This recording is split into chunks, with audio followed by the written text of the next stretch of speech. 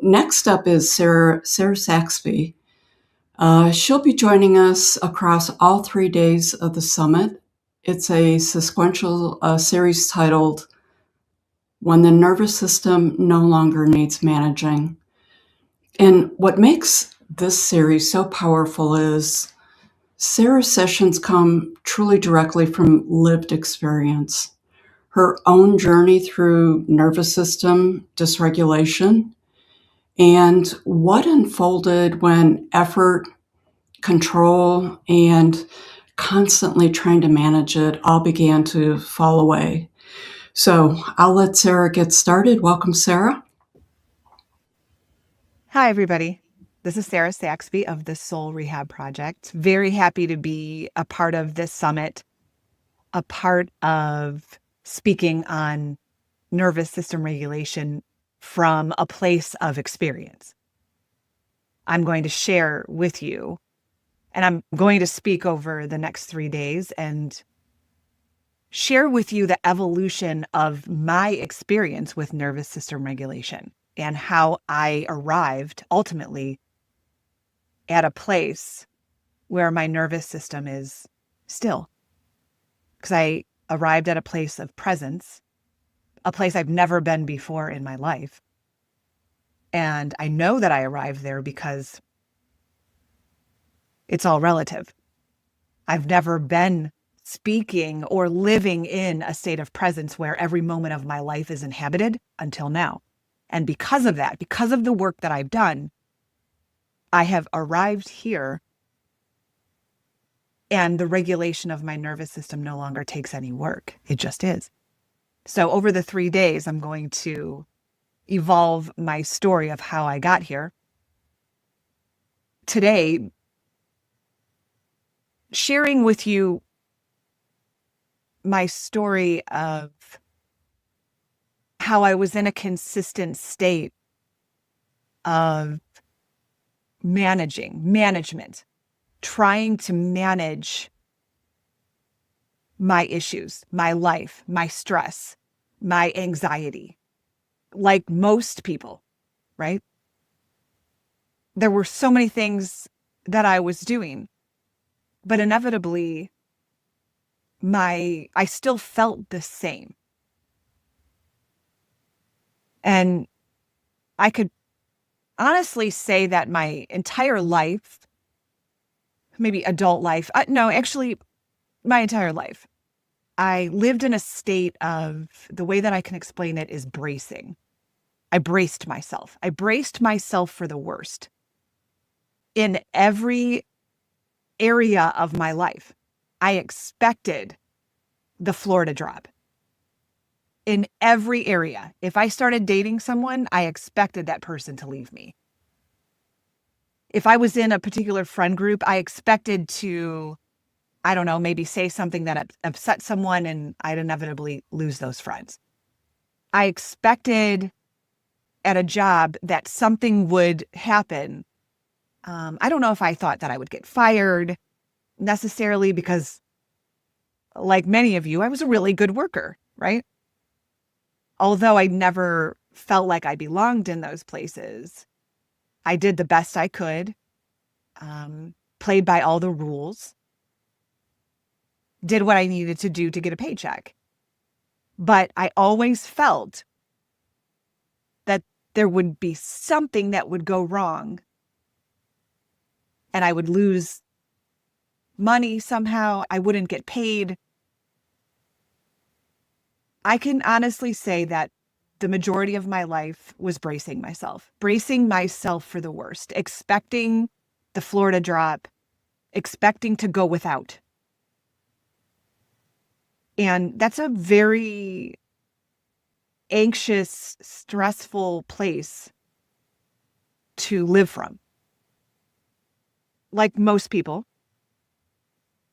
there's a multi-billion-dollar industry out there that's going to help you feel better.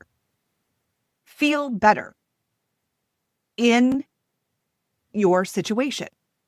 However my life was structured, there's plenty of things out there to help me feel better in my life. And believe me when I tell you, I did just about everything. I read books. I read books just about everything, becoming more present and becoming more intuitive and you name it, trying to figure out how to structure my day and how to maybe journal about things. And I meditated, I journaled, I created vision boards. I studied astrology. I had a spiritual teacher for many, many, many years. I loved to hike. I started running. I saw an herbalist. I got acupuncture. I was seeing a chiropractor. I saw somebody for energy work. I took the classes, the workshops, the retreats. I did it all. But I was doing all of these things while keeping my life intact. So just a little background of where I was living. Even going back the last 10 years. I was for 5.5 years, I was in an extremely abusive relationship. And when I was in this relationship, it was the first time I could breathe financially, right? Because I could share the burden. If the refrigerator broke, I had somebody to share the burden with, right? If my car broke down, I had somebody else's car that I could, because most of my life I've been by myself. And I traded my truth for a little security. However, that relationship was extremely abusive, not physically, so you could see it, but coercively, every way you could possibly imagine. I was being controlled. I wasn't myself.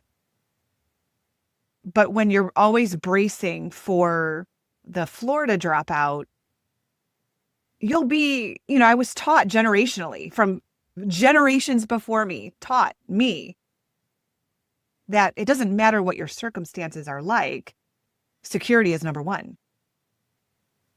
And so that I carried that with me. And so regardless of how bad the relationship was, regardless of how much I was being controlled and abused and manipulated, it was better than the alternative. At least I was secure. I was sharing life's load with someone, right? Somebody could change a light bulb for me. And not only that, I was working at a job, a company, for many years that was abusive. And I'm sure many of you can relate to this, that you pretend you don't see things. You pretend you don't hear things because you need a paycheck. And a lot of times if you say things anyway, nobody does anything about it. And that's pretty much how this was. I worked in a hierarchy, and the hierarchy protected the hierarchy, for lack of a better way to say it. And so even though there was passive aggressiveness and, threats and things behind the scenes, you just pretended that it wasn't that. I pretended I didn't see things and hear things. One, because I didn't think anybody would do anything about it anyway. And two, I needed a paycheck. I couldn't live without one, right? So here I am. I'm being abused at home. There's an insurmountable amount of pressure because I had to go home every day and know that I was going to be controlled. I wasn't allowed to, I say I wasn't allowed, but that's how it felt anyway. So I just, I stopped going out with friends and I stopped talking to friends because I couldn't do it on my own. He always had to be involved, and I couldn't spend any money. I I just stopped living my life at home, and I had to follow his rules or I wouldn't be able to go to sleep because of the lectures. And so the lesser of two evils was my job at that point. Although the job was abusive, the job was extremely taxing mentally, psychologically, and there was a lot of pressure because you're making rich people richer, right? And if the rich people don't get what they want, they get really pissed and they will speak their mind. And then all of a sudden you look like you're not doing enough. You look like you're incapable. And that's a lot of pressure. So it was, no matter where I was, at home or at work, I was living. It was like I had weights around my ankles, around my wrists, around everything. And it didn't matter. There was no escape from it. And so my nervous system it was just at this all-time high. And there was no way for me to relax. There was no place for me to relax. I could never be by myself because I was either at work or I was at home with a narcissist who God forbid I ever spend 5 minutes by myself because I might remember when times were better. So there was never any pressure release. And I went to school for holistic nutrition. So believe me, I was eating well. I was taking all of the vitamins. I was reading all the books, taking all the classes. I had a spiritual teacher, right? Going to see an acupuncturist, getting chiropractic adjustments, running, walking, hiking, doing everything, breathing, journaling. And yes, maybe it brought a little bit of relaxation. But at the end of the day, I was still living the same life. So if you think about the life I was living as a prison, and I was in a prison cell, I can invite somebody to do acupuncture on me, right? I can invite somebody in. Somebody can hand me a book inside my cell. I could take a workshop from inside my cell. I could talk to my spiritual teacher. I could take vitamins and eat well. I could even walk around the prison. But what's the difference if I'm still inside the prison? How does that make a difference? I haven't changed. I haven't left the prison. I realized that the tools were maybe satisfying something for a little bit. And the tools are great, but they weren't helping me. My life was out of alignment. So those tools weren't helping me get outside of the prison. They weren't helping me align my life. My life was out of alignment, and none of that stuff was going to help me realign. I had to uproot my foundation. I had to get outside of the prison because nothing was helping me. And I realized that.